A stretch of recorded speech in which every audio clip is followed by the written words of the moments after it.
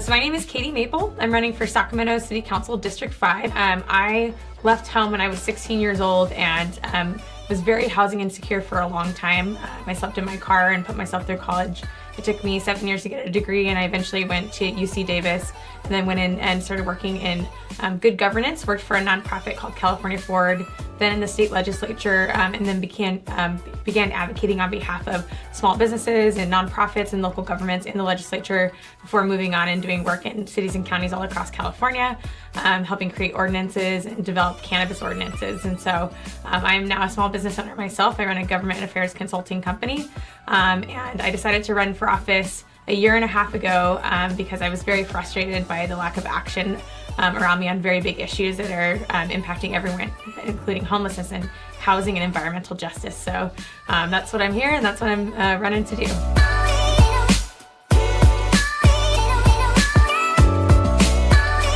So top three are homelessness, housing, and environmental justice.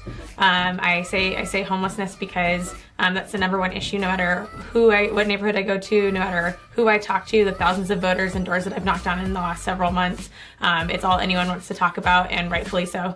There are thousands of people sleeping on our streets, and it's really tragic to watch every single day. And I believe that we have to work together to get people off the streets. It's wild to me that we live in the capital city, the 5th largest economy in the world, and we still have people who are sleeping outside. Number two, housing. We're in a housing crisis. People can't afford their rent burden. They're spending 40-50% of their income or more on housing. And many people are getting displaced due to gentrification in neighborhoods like mine in Oak Park. So I'm very concerned about how we're going to address housing. I'm very interested in tenant protections into things like just cause evictions and creating pathways to home ownership for people. And then my last big issue is environmental justice. In District 5, we have some of the worst air quality in the entire region. I live right next to the Highway 99. I look at it every day from my house. And I think about we need to be creating more walkable and bikeable communities. We need to be investing in public transit to get things done and to create better life and outcomes and opportunities for people in District 5. Yeah, so I think that all relates back to where our budget priorities are going. I'm a firm believer in participatory budgeting or community-based budgeting.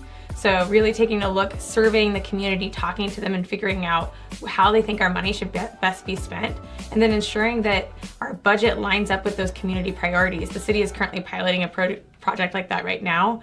I'm very interested to see what the outcome of that will be, but I believe that that's how we're going to accomplish a lot of these goals, making sure that no matter all those funds that are coming in, that they're actually going back into the communities in the way that they need them, and especially investing back into neighborhoods and communities that have been long under-resourced, which are many in District 5. So I believe that my platform and my policy is directly connected to African American voters, and I also acknowledge openly that I'm a white woman. I am not going to understand or have had the same experiences of many African American people in the district, which is why I believe in uplifting the voices of people who are doing the work in the community, making sure that we're lifting up nonprofits, making sure that we're creating what's called a community cabinet, which will have representatives from every single neighborhood, from different organizations that are doing work in the community, from unions and workers groups, and making sure that there's intersectionality in between those. We're making sure that all races, genders, identity and orientations are included, abilities included, and languages. And that's going to help me be a better council member for everyone, because I'm only one person with one perspective, and I really need to be advised by those around me. And so I believe that having that mentality of lifting everyone up and lifting up those voices and being advised rather than working unilaterally and believing that I know the right answer to everything is why I'm the best choice.